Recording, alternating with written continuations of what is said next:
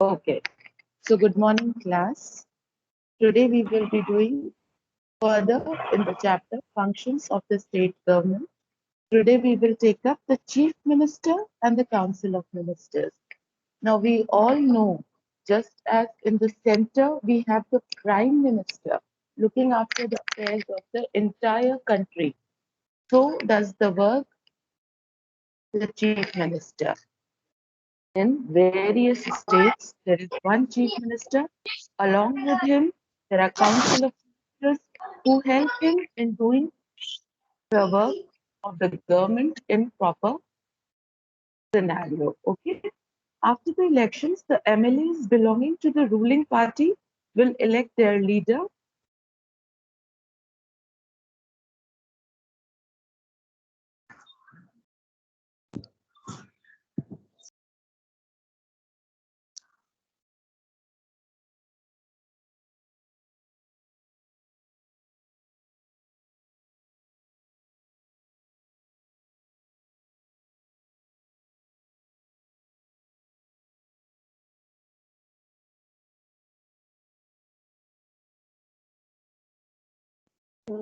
Ma'am, actually, my mic is on.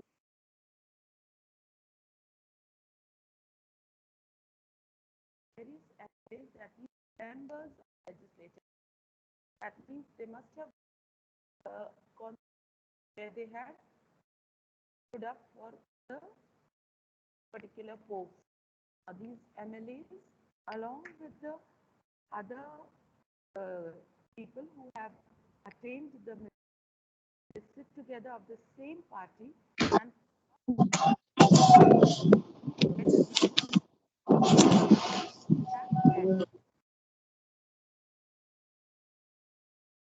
the governor invites the leader of the party having a majority in the assembly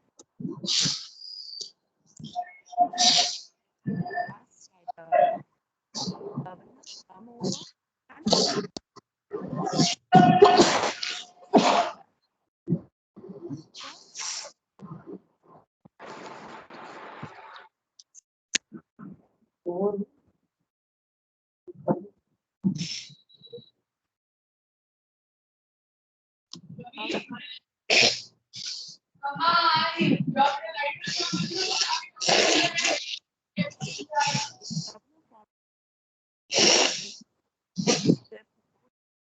and senior secretary.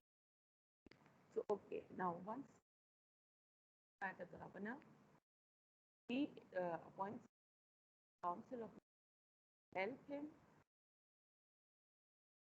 appoints various other important posts, council, trusted Ma'am, your voice is not coming. charge. Now coming, can you see me? No, ma'am.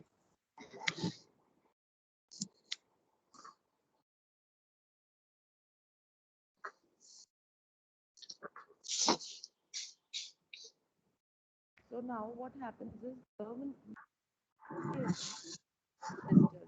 Is he has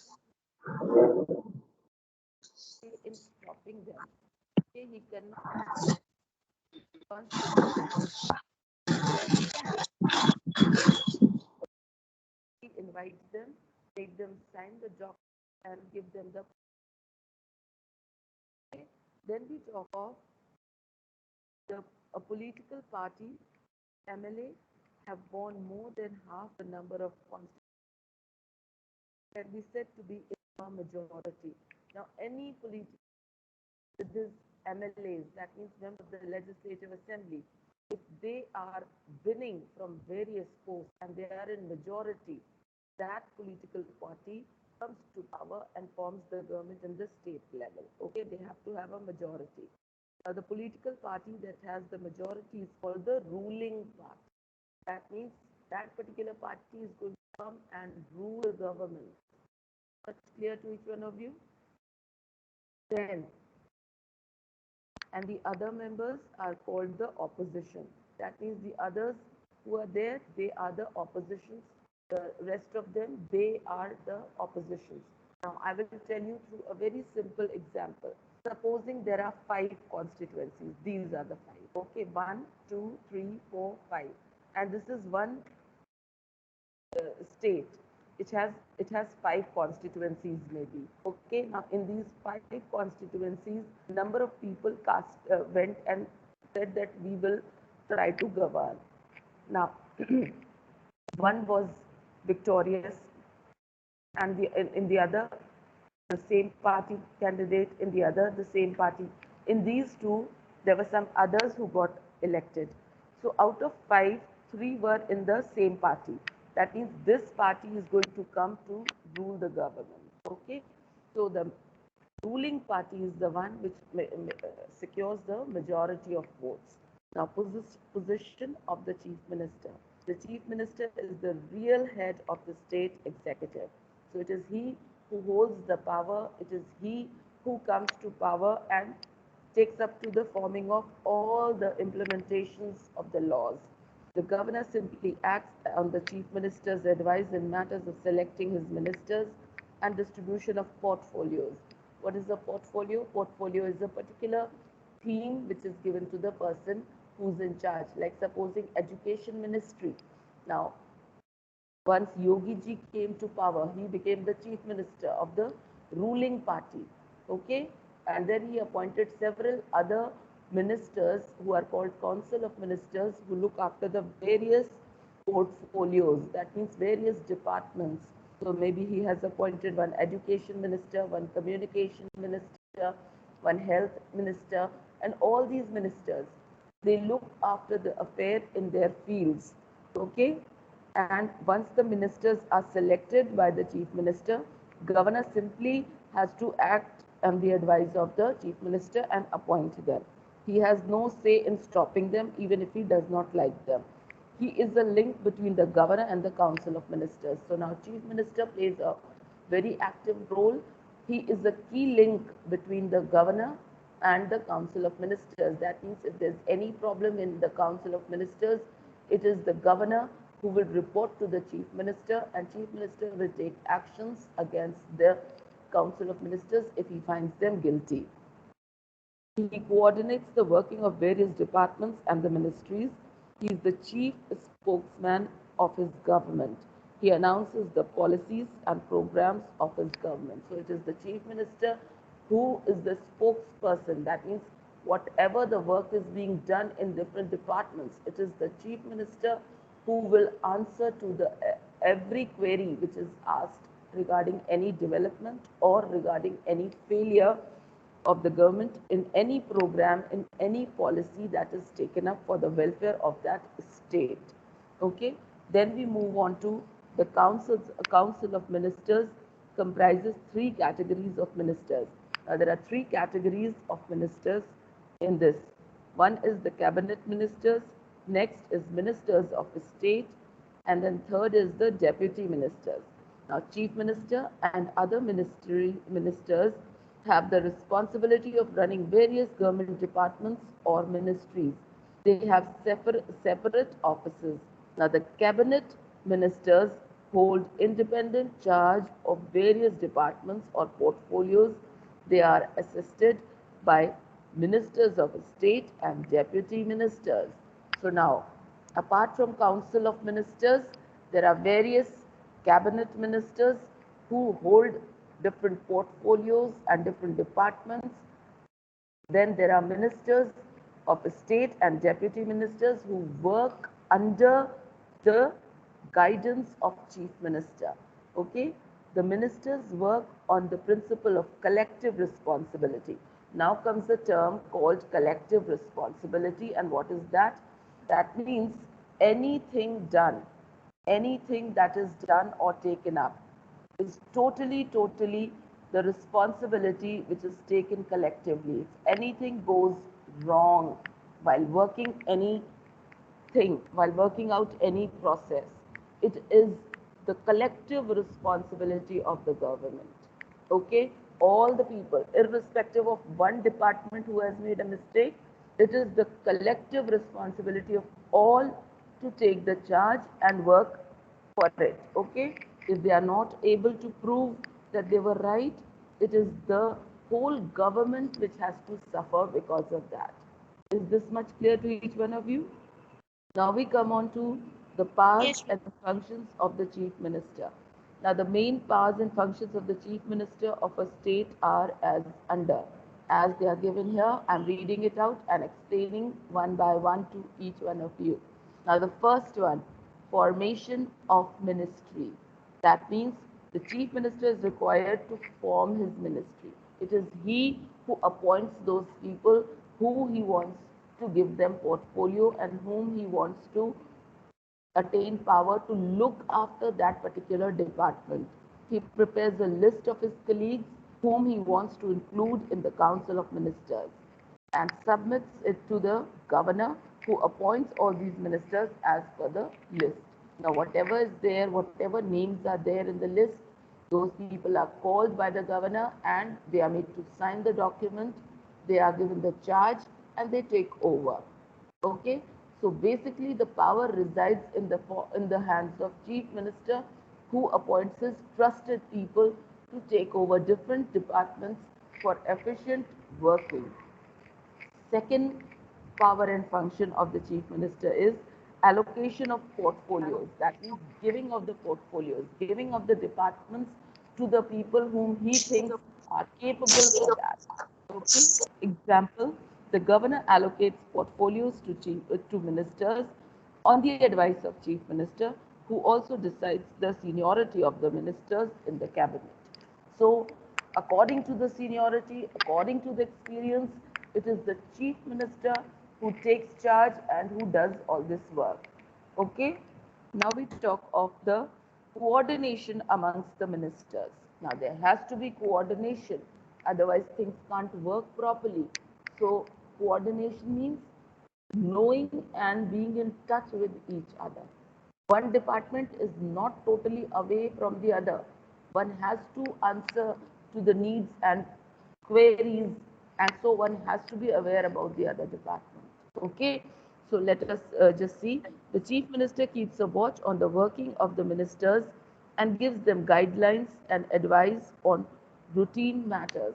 So whatever regular advice is given by the chief minister. He appoints them, he looks after the working, and he also checks them. It is his duty to check them. Okay? Removal of minister. If the chief minister is not satisfied with the working of a minister, he can ask him to go. The chief minister can reshuffle his cabinet at any time, and that is very healthy also. Supposing I am given the education department, I am the in charge, the council member of chief minister, and supposing I start cheating him, supposing I do not revise the syllabus, being education minister, I might not even be bothered. So he keeps a check on me. He keeps asking questions regarding my department. Who? Chief Minister.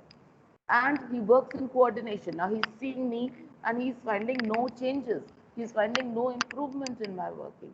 So at that particular time, he has the right to throw me out of my department, take away my portfolio, and he could also shuffle me.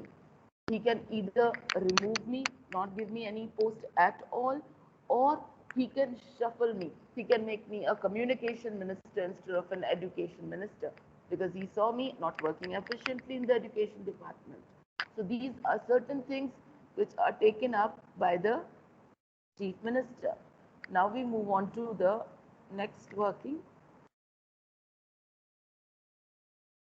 Just presides over the meetings of the Council of Minister. Now, no minister dares to oppose the views of the Chief Minister. Now, whatever views are given to the Chief Minister, whatever views are of the Chief Minister, they cannot be questioned.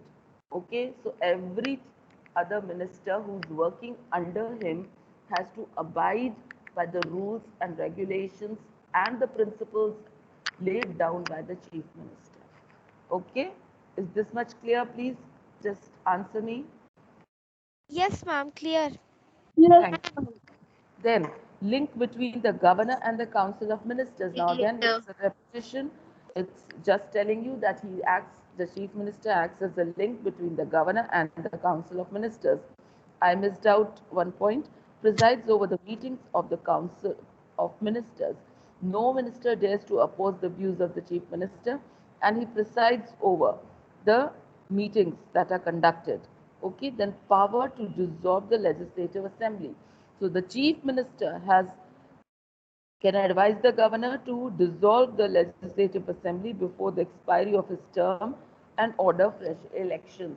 Supposing the government is incapable, there's a failure in the machinery of the government, so it is the chief minister who gives up and he tells the governor that the whole ministry and the government could be dissolved and re-elections could be held. Now, at that time, the governor takes over the charge, and on the advice of the president, he starts looking after the affairs of the government if the ruling party is dissolved. So the governor takes charge, and it is for 6 months maximum he can take charge. After that, re-elections should be held where the people again go and cast their vote. 18 plus people of age go and cast their vote, and sorry, go for fresh elections. Now we come on to the next one, appointment. All appointments to high offices in the state are made by the governor on the advice of the chief minister. That means every post that is held is with the advice of the chief minister that the appointments for the high posts are made in the state. Then chief spokesman of the government. He's the chief spokesman. That means he's the one who takes up all the talking part, all the things that are working in his government under him. He is responsible. So he is the one who will open his mouth and tell and give the reason for its failure or for its success. Okay, so chief minister is the chief spokesman of the state government in all important matters. Then 10th one, leader of the people in the state. So since he's appointed by the people, how he is appointed? The chief minister, the post is taken after the elections. That means all the people of that state must have gone, casted their vote for him. That is why he came in the majority. He became the ruling party, and that is why he was appointed as the chief minister. So it is he who is the leader of the people of that particular state and has been elected with majority. Okay, majority of votes were for him. Now we come on to state administration and different departments. So now state works at different uh, at different setups, and it works as one and looks after various departments. Let us see that. For the unity and integrity of a country, a uniform administrative setup has been established in each state and the union territory. So every state has a uniform, same kind of a administrative setup. Nobody can rule on their own without being questioned. Okay. Now the first is state secretariat. You all must have seen a secretariat house here, isn't it? Now, as described above, each state has its own legislature. That means law-making body. Each state has its own law-making body. The head of the state is the governor. We all know that. The political head of the state is the chief minister. Now, the chief minister is the head of the council of ministers. Council of ministers, again, I told you, those are the people who are looking after various departments. So, he's the head. Each member of the Council of Ministers looks after a particular department or a combination of departments. There are different departments which deal with education, construction of roads, transport and communication, water, health, sanitation, law and order, land reforms and irrigation, etc. So there are various departments which are looked after. Now the bureaucrats or the government officers run and manage the affair of these departments under the overall charge of the ministers concerned. So it is the overall in charge for the ministers who are concerned for that department. Those are called bureaucrats, and they look after the working in the secretariat for various departments. So basically you can just know it. Secretariat is a place where all the heads of various departments and the people working under him sit together and are aware of various departments which are working in a state. Okay. That means at the Secretariat, you will find a Transport and Communication Minister, Water, Health and Sanitation, Law and Order Minister, Construction of Roads Minister, Education Minister, everybody. Okay, so the bureaucrats, that means the people just in charge of that, sit here and work in coordination.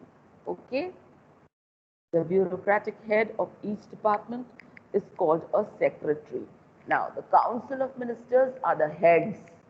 Under them come the secretaries.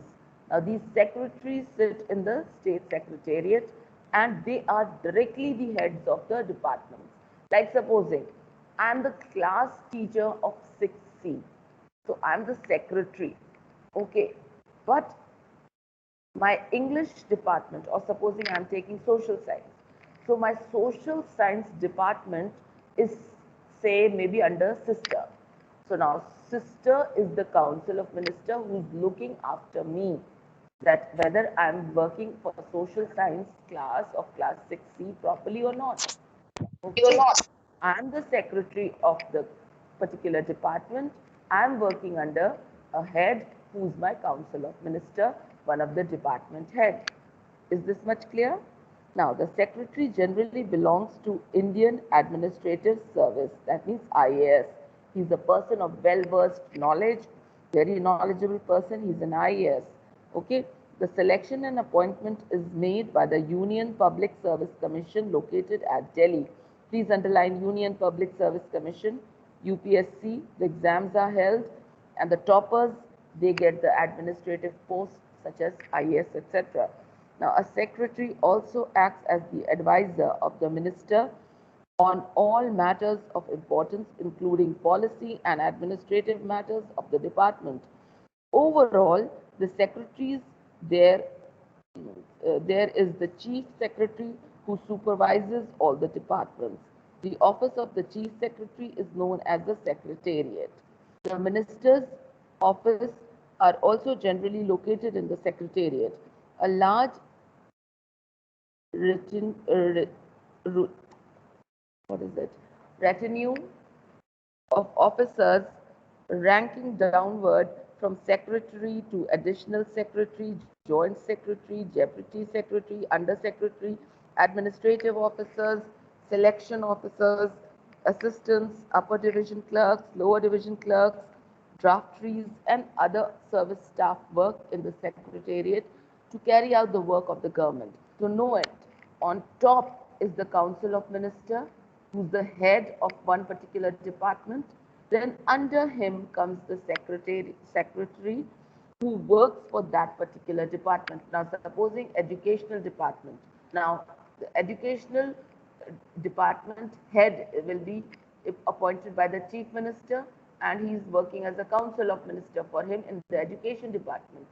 But education department for overall state will be looked after in the secretariat under the IAS head who has been very learned for that particular post. And under him come various other posts such as secretary, additional secretary, joint secretary. Please underline these. These are the various posts under which the particular department works. And the public servants are called bureaucrats. Please underline this. Public servants are called bureaucrats because they have to serve the people. It is the duty of the people to cooperate with these civil servants so that they are able to perform their jobs smoothly and efficiently. So we all need to cooperate with their working so that they work in total harmony and for the benefit of the country. Is this much clear to each one of you? Yes, ma'am. Okay, so we stop the recording for today.